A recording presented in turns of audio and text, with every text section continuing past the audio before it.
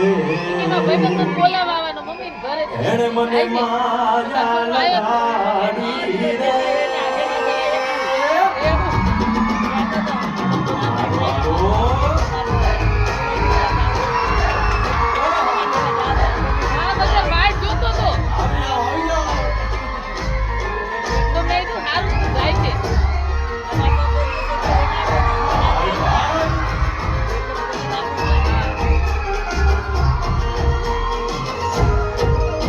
રે દ્વારિકાનો નાથ મારો રાજા રણછોડ છે. એને મને